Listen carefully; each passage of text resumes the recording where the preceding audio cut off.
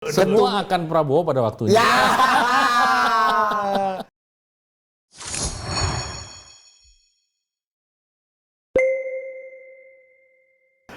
Pertanyaan pertama, seberapa Prabowo Mas Romi?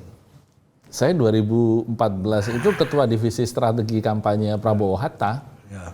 Jadi kalau ditanya seberapa Prabowo ya jelasin aja sendiri. Gitu. Tapi kan pernah Ya Pak Prabowo itu adalah figur politisi apa adanya.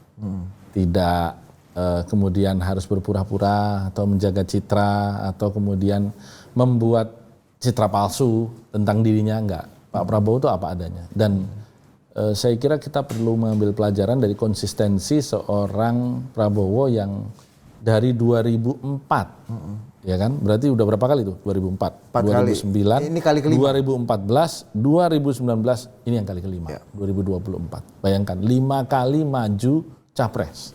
Baru menang di kali kelima. Baru menang di kali kelima. Ini menurut saya inspirasi perjuangan tak kenal menyerah. Jadi ini harus kita ambil nih semangat beliau itu. Ya. Level kesabaran politiknya tinggi sekali Mas ya. Ya, konsistensi yang jelas. Konsistensi. Ya, kalau sabar nggak sabar relatif lah ya. Tetapi yang pasti beliau terus dan terus. Saya dengar entah benar entah tidak, tapi saya meyakini kemudian menjadi benar. Beliau memang sudah punya cita-cita menjadi presiden itu sejak taruna. Yang tahu tentu teman-temannya dan Pak Prabowo sendiri ya. Tetapi saya kira konsistensi itu yang kemudian membuat beliau tidak patah semangat untuk maju karena meyakini memang jalur politik adalah panglima. Ada cerita waktu menjelang debat, ini cerita 10 tahun silam ya. Jadi debat Pilpres 2014 antara Pak Prabowo Hatta lawan Pak Jokowi JK. Jadi tim itu kebetulan saya masuk sebagai ketua divisi strategi kampanye, memang tugasnya ya menyiapkan strategi kampanye, di antaranya menyiapkan bahan untuk debat presiden waktu itu. Kita 2 minggu sekali melakukan survei, 2 minggu sekali melakukan survei terhadap elektabilitas, karena cukup ketat waktu itu. Apalagi Pak Prabowo kan di kita pun waktu itu sangat yakin karena Bang Hatta adalah besan presiden incumbent Pak SBY kan. Jadi kita yakin menang lah waktu itu. Tapi tetap survei kita gelar terus. Dan survei Pak Prabowo leading terus waktu itu. 2 minggu sekali itu kita survei, di antaranya ada tentang aspek kepemimpinan. Mana menurut rakyat ini di antara aspek-aspek kepemimpinan itu yang lebih unggul antara Pak Prabowo sama Pak Jokowi. Akhirnya ada 11 aspek kepemimpinan, mulai dari latar belakang keluarga, kewibawaan, kepandaian, pengalaman, jabatan, dan seterusnya. Ada aspek merakyat. Ternyata di 11 aspek kepemimpinan itu Pak Prabowo semuanya unggul terhadap Pak Jokowi. Kita pede dong. Nah, ada satu aspek aja yang kalah di situ. Apa? Merakyat. Tapi ternyata merakyat itu bebannya luar biasa atau bobotnya itu luar biasa di pandangan publik.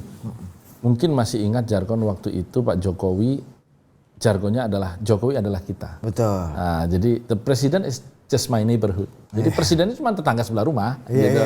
Nggak berjarak. Satu di antara kita yang Kira-kira begitu. Nah, sehingga waktu itu saya menemukan hasil itu secara konsisten bersama dengan Widi waktu itu dari JSI ya, Jaringan Survei Indonesia. Terus Bang Hatta bilang, Rom, kamu lapor 08. Oh ya Bang, kenapa nggak abang aja? Udah kamu aja kan yang lakukan survei kan kalian. Oke. Akhirnya saya minta waktu Pak Prabowo di Jalan Diponegoro waktu itu, kantor transitnya Pak Prabowo. Terus saya sampaikan pertama menyiapkan materi debat. Nah, seperti biasa karena Pak Prabowo itu memang sudah well prepared ya, buku-buku nggak sempat lagi lah tentunya, sudah memang nggak ada waktu ya menjelang sehari. Yang kedua saya sampaikan hasil surveinya itu begini Pak, bahwa Bapak dinilai kurang merakyat, sehingga kemudian ada rekomendasi dari tim. Apa itu? Bapak ganti mobil Pak. Ganti mobil apa? Ya sekarang Bapak kan pakai Lexus Pak, itu kan dipandang mobil mewah. Jadi Bapak turunlah ke mobil Avanza. Tapi kalau misalnya enggak pun Innova lah, minimal sama ya dengan Pak Jokowi dan Pak JK, karena mereka ganti mobil Pak. Padahal kita tahu Pak Jokowi dan Pak JK sama-sama orang kaya, yang mobilnya lebih dari cukup lah kalau membeli mobil sekelas di atas Innova begitu. Pak Prabowo waktu itu jawabannya sederhana, saya nggak mau. Kenapa Pak? saya nggak mau bohongin rakyat. Wah itu, wah ini mantap ini. Saya nggak mau bohongin rakyat. Biar mereka pilih apa adanya. Kalau mereka mau, ya inilah Prabowo. Tapi kalau nggak mau, ya sudah. Gitu. Nah, itu Prabowo masih tetap dirinya sendiri. Tidak ada yang berubah dengan Pak Prabowo. Pak Prabowo yang menyampaikan gagasan-gagasan yang kemudian dibukukan menjadi paradoks Indonesia. Itu kan sejak tahun 2011 atau 2012. Bahwa kemudian edisi-edisi berikut itu kan pembaharuan angka-angka saja. Tetapi gagasannya tidak ada yang berubah. Itu dari sisi gagasan. Yang kedua, tentang penampilan. Pak Prabowo ya begitu. Memang sukanya joget. Kan kita tahu di beberapa kesempatan forum-forum internal partainya, Pak Prabowo memang juga sering joget. Gitu. Selalu ada band lagi kan?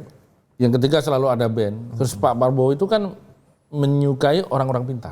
Dan saya melihat komitmen pendidikan Pak Prabowo ini sangat kuat. Beliau itu sangat memiliki visi pendidikan jangka panjang dan betul-betul saya masih ingat ketika 2004 itu beliau punya iklan, meskipun hanya konvensi di internal partai ya waktu itu, tapi beliau punya iklan, Indonesia pernah menjadi macan Asia. Gitu. Saya masih terngiang-ngiang betul itu.